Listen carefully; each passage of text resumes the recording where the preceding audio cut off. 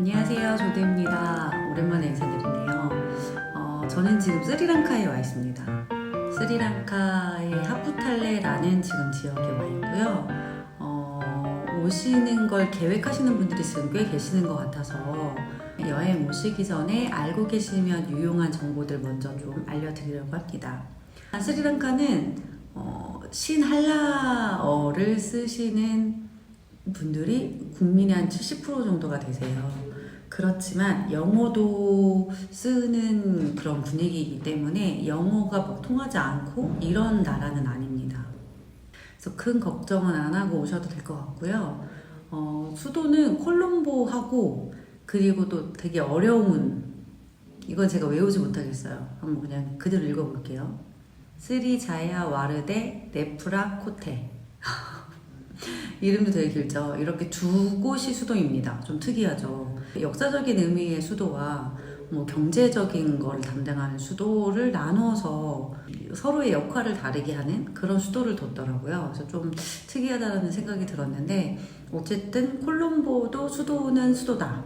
이 나라에는 국제공항이 콜롬보에 밖에 없어요. 우리나라도 인천공항과 서울이 한 1시간 정도 떨어져 있잖아요. 여기도 마찬가지로 반다라나 공항과 콜롬보하고는 교통수단으로 치자면 1시간 정도 차이가 납니다. 여행하기 가장 좋은 기간을 좀 보자면 결국은 날씨잖아요. 날씨가 남서쪽은 5월에서 11월에 우기에 들어갑니다. 동북 쪽은 10월에서 12월에 우기에 들어가요. 근데 거의 관광객들이 와서 여행을 하는 지역은 남서쪽이에요. 저도 지금 남쪽을 향해서 가고 있는 상황이라서 주요일지가 있는 남서쪽을 생각했을 때는 여행하기에 가장 좋은 시기는 12월에서 4월까지, 한 8월 정도가 가장 덥다고 해요. 지금 4월인데도 걸어만 다녀도 땀이 막 나거든요. 높은 지대에 오기 전까지는. 근데 8월이 제일 덥다고 하면 그때는 아마 좀 많이 힘드실 거예요. 8월 이때만 좀 피하시고 오시는 거는 괜찮지 않을까. 다만 이제 12월에서 4월까지가 가장 적기다 라는 것만 기억하시면 될 것 같습니다. 그리고 비행 시간은 여기가 콜롬보가 직항이 있기는 해요. 직항은 8시간 15분 정도 걸리는데 직항은 당연히 비쌀 수밖에 없잖아요. 그래서 직항이 아니고 오실 때는 그 쿠알라룸푸르를 경유해서 오는 경우가 많더라고요. 여기는 비자를 꼭 발급을 받으셔야 되거든요. 비자는 사전에 발급을 받으시는 방법과 도착 비자를 받으시는 방법 두 가지가 있습니다. 근데 사전 비자는 제가 이제 발급을 받았을 때만 해도 30일을 있을 수 있는 비자가 52달러였거든요. 그리고 도착 비자는 60달러. 이렇게 책정이 되어 있었는데 지금 4월 17일부로 이 비자 정책이 좀 바뀌었어요. 그러니까 장기 여행자들이 좀 많아지다 보니까 아마 바뀐 것 같은데 75달러 뭐 이렇게 되는데, 대신에 기간이 좀 많이 늘어나는 4월 26일인데 4월 17일자로 바뀌었기 때문에 그 비자를 발급받아서 지금 들어와서 경험을 하신 분들이 사실 많지 않으신 상황인 것 같아요. 그래서 저도 입국한 날짜는 23일인데 이미 그 전에 발급을 받아놨었기 때문에 52달러를 낸 그 비자를 가지고 저는 들어왔고 무리 없이 진행을 했고요. 현재도 도착 비자는 60달러로 그 30일 유효한 그 60달러로 발급을 받으시고 계시는 걸로 확인이 됐습니다. 근데 이제 온라인으로 받는 거는 그러니까 75달러인데 페이팔 이제 결제로 넘어가면 100달러가 돼서 이제 결제를 해야 된다. 이런 내용들이 있는 상황이라서 현재로서는 오히려 도착 비자가 유리하실 수도 있겠다. 다만 오셔서 발급을 받으시는데 시간이 좀 걸리긴 한다. 한 사람당 3분 정도 걸린다고 해요. 10명이 서 있으면 30분이 걸리는 거죠. 그래서 그거는 좀 감안을 하셔서 본인이 선택을 하시면 좋을 것 같습니다. 코로나 필수 아니고요. 뭐 접종 기록 이런 거 다 필요 없어요. 이 나라의 전압은 230V. 콘센트가 저희랑 다르게 생겼거든요. 우리가 다 쓸 수 있게끔 그렇게 콘센트가 되어 있는 곳이 있고요. 숙소가 오래됐거나 이런 곳들을 방문하시게 되면 콘센트가 안 됩니다. 동그란 거 이렇게 3개짜리인데 그게 들어가지질 않아요. 그럴 경우를 대비해서 여행용 콘센트를 가지고 오셔야 될 것 같아요. 세 번째 숙소인데 다른 곳은 다 됐어요. 근데 지금 방문한 이곳은 안 되네요. 저는 이제 여행용을 가지고 왔기 때문에 그걸 쓰고 있는데 여행용 어댑터는 가져오시는 게 좋을 것 같습니다. 그리고 화폐는 루피 단위예요. 그러니까 1루피가 우리나라 돈으로 하면 뭐 4.7원 정도 된다. 그러니까 간단하게 빨리 계산하셔야 될 때는 곱하기 5를 하시면 되겠죠. 예를 들어서 뭐 100루피다. 그러면 5를 곱하면 500원. 뭐 이렇게 계산하시면 돼요. 술을 구매를 하시는데 와인 스토어를 찾으셔야 합니다. 와인 스토어가 재밌는 건 재밌다기보다 짜증나는 거죠. 외국인이냐 내국이냐에 따라서 금액이 달라지는 경우가 있다는 거. 특히나 툭툭 기사들이 데리고 가서 뭔가 구입하게 할 때 있잖아요. 먼저 자기들끼리 막 얘기를 해요. 얘 지금 외국인이고 하니까 이런 이제 제스처를 취하거든요. 물론 언어는 못 알아듣겠지만 그런 흐름이라는 게 있잖아요. 오늘 엄청 이제 붙이는 거죠. 엄청이라고 해봐야 우리나라에서 사 먹는 거랑 뭐 비슷한 수준 정도 되긴 하지만 그래도 사람이 여행에서 눈탱이 맞은 기분이 나쁘잖아요. 오늘 호텔 사장님하고 같이 가서 확인했던 금액으로 말씀을 드리면 대충 맥주 이제 라이온 맥주가 이제 스리랑카의 맥주인데 그 라이온 맥주가 캔으로 500ml짜리 구입을 할 때는 한 2,400원 정도, 병으로 구입할 때는 625거든요. 100루피 정도가 비싸더라고요. 2,800원, 뭐 2,900원 요 정도 선인 것 같아요. 근데 병을 갖다 주면은 일부 금액을 돌려준다고는 해요. 그런 이야기가 있습니다. 확실하진 않아요. 왜냐면 제가 해보진 않았으니까. 그리고 여기는 우리나라에 비해서 시차가 3시간 30분이 느립니다. 카드보다는 현금 사용하는 게 좀 더 보편화되어 있는 것 같아요.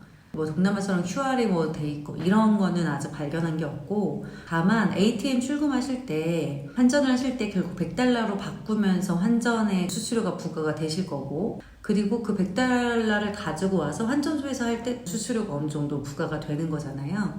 그래서 이제 환율이 결정이 되는 건데, 그거를 이제 한 단계로 할 수 있는 게 결국은 이제 제가 예전에도 소개드렸던 트래블 월렛이나 트래블 로그와 같은 형식인데, 여기는 트래블 월렛은 안 됩니다. 트래블 로그가 다행히 돼요. 이거 어떻게 하셔야 되냐면, 트래블 로그에서 스리랑카 루피 환전이 안 되기 때문에 달러로 환전을 하시고 피플스 뱅크를 찾으세요. 거기서 원하는 루피 단위를 출금하시면 됩니다. 출금 수수료가 없어요. 더 유리하겠죠. 저는 단 1달러도 달러를 가져오지 않았거든요. 트래블 로그 카드에 100달러를 환전해 둔 걸 가지고 거기서 금액을 출금을 했고요. 제가 가지고 있는 이제 환전 계산기로 한 것보다 환율이 사실 더 좋게 쳐졌다 라는 느낌을 받고 출금을 했습니다. 오시기 전에 좀 필수로 설치하시면 좋은 어플을 좀 말씀을 드리자면, 뭐 트래블 로그야 지금 말씀드렸기 때문에 이제 제외를 하고, 택시 서비스, 뭐 툭툭이 서비스 이런 걸 이용하시려면 여기는 핑미라는 이 스리랑카에서 운영하는 어플이 있어요. 그래서 그 핑미를 통해서 이제 부르셔도 되고, 또 우버를 통해서 부르셔도 됩니다. 두 가지가 가능한데, 제가 실제로 했을 때는 우버가 더 저렴한 경우도 꽤 있었어요. 그래서 두 개 다 저는 설치하시기를 권유드리고요. 콜롬보에서는 아무 문제가 없어요. 다 부르시고 뭐 다 괜찮은데, 콜롬보가 아닌 다른 지역에서는 사실 핑미나 우버를 통해서 툭툭이를 부르시는 게 그렇게 효율적이지 않더라고요. 예를 들면 어떤 사례들이냐면, 핑미를 불렀어요. 또는 우버를 불렀어요. 근데 이 사람이 저를 못 찾아와요. 제 지도에서는 이 사람이 어디 있는지가 보이는데 이 사람은 저를 못 찾아옵니다. 협상을 했어요. 그러면 내가 어디로 간다라고 얘기를 알고 있잖아요. 그런데도 너의 구글 지도를 보여줘라고 해요. 제가 생각한 건 뭐 추측일 뿐이지만, 핑이든 우버든 그 여기 지역에 살고 계시는 분들의 핸드폰 성능이 안 좋을 수도 있고, 또는 이분들에게 제공되는 이 핑미나 우버에서 제공하고 있는 지도 서비스가 이렇게 신뢰가 많이 가지 않거나 아니면 많이 느리거나 하지 않을까라는 생각이 좀 들더라고요. 제가 캔디에서도 사실 같은 경험을 했고, 또 시리기아에서는 아예 불러지지 않았고, 하프탈레에서는 불러서 오기는 했는데 굉장히 오래 걸렸어요. 이런 점들을 봤을 때 픽미랑 우버를 설치해서 오셔서 시기적절하게 사용하실 수 있을 때는 사용을 해보시고, 안 되시면 그냥 현장에서 픽업하시는 게 가장 좋을 것 같습니다. 픽미랑 우버 똑같아요. 부르는 거는 내 위치가 어딘지 일단 확인이 되고요. 그리고 나서 내가 어디로 갈 것인지를 검색을 하시고, 그 검색한 곳에 이제 비용이 얼마인지, 그리고 뭘 부를 수 있는지, 그러니까 툭툭이, 승용차, 그다음에 좀 더 좋은 승용차, 좀 큰 승합차, 뭐 요렇게 좀 나열이 되거든요. 그 중에 이제 내가 선택을 하는 거죠. 그러면 나한테 필요한 걸 선택하면 당연히 금액은 다 상이한 거고, 그러면 픽미나 아니면 우버에서 기사분들이 이제 오케이 하게 되면 이제 결국 연결이 돼서 이제 뭐 만나게 되는 그런 형식으로 진행이 됩니다.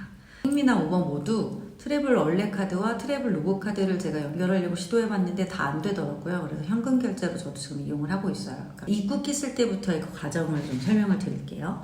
앞에 바로 나오자마자 정면에 도착 비자를 발급받으실 수 있는 곳이 있어요. 그래서 혹시 비자를 발급받지 못하시는 분들도 쉽게 도착 비자 받을 수 있는 곳을 찾으실 수 있고, 정면으로 봤을 때 기준으로 왼편에 유심 카드를 파는 곳이 있습니다. 이 스리랑카는 유심 카드를 카드로 결제하실 수 있어요. 현금 환전을 하지 않은 상태에서도 구입이 가능하시다. 네, 요걸 설명을 드리고요. 여기 가장 좀 잘 터진다고 하는 게 다이얼로그인데, 이 이미그레이션을 하기 전에 있는 거는 그 제품은 아니에요.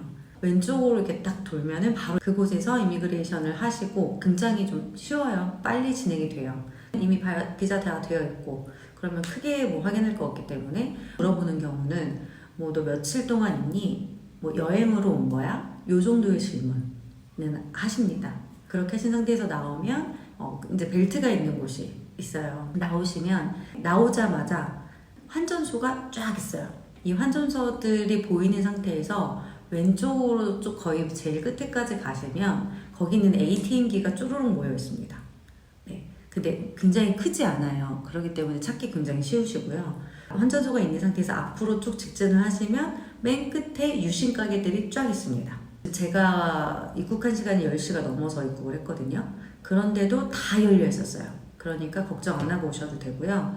근데 이 입국장이 크지 않아서 혹시 거기서 나는 몇 시간만 버티면 되니까 공항 노숙을 해야지 라고 생각하셨던 분들은 좀 어려운 환경이에요. 그러니까 그건 참고하시고, 출국장 쪽이 오히려 조금 더 넓다고 하는데 제가 가보지는 아직 못했어요. 근데 출국장 쪽에서도 그렇게 노숙하기에 좋은 환경은 아니다 라는 평들이 많으니까 그 부분은 염두에 두시고, 컨디션에 무리가 갈 것 같아 라는 분들은 호텔을 예약하시고 바로 그냥 가시는 게 좋을 것 같습니다.